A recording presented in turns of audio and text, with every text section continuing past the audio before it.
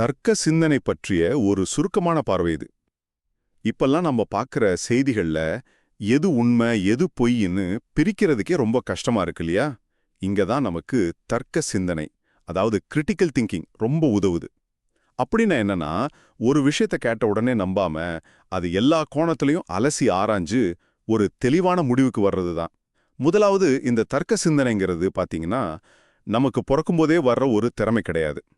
இது ஒரு உடற்பயிற்சி மாதிரி நம்ம மனசை பழக்கப்படுத்த வேண்டிய ஒரு விஷயம். நாமளே சுயமா சிந்திச்சு நம்ம தப்ப நாமளே திருத்திக்கிற ஒரு ஒழுக்க பயிற்சி இது. ரெண்டாவதா, சரி, இந்த மாதிரி யோசிக்கிற பழக்கம் எங்கிருந்து தான் வந்துச்சு? இதுக்கு நாம கிட்டத்தட்ட 2000 வருஷம் பின்னோக்கி போகணும், பண்டைய கிரீக்கத்துக்கு. அங்கதான் தத்துவஞானி சாக்ரட்டிஸ் ஒரு முக்கியமான விஷயத்த சொன்னார். அதாவது, பெரிய பதவியில இருக்கிறவங்க சொல்றத அப்படியே நம்பாதீங்க, கேள்வி கேளுங்க, ஆதாரம் இருக்கான்னு பாருங்கன்னு சொன்னார். யோசிச்சு பாருங்க, அந்த ஒரு கேள்வி கேட்கிற தைரியம் தான் இதுக்கு முதல் படி. கடைசியா இதுல ஒரு முக்கியமான சவால் இருக்கு.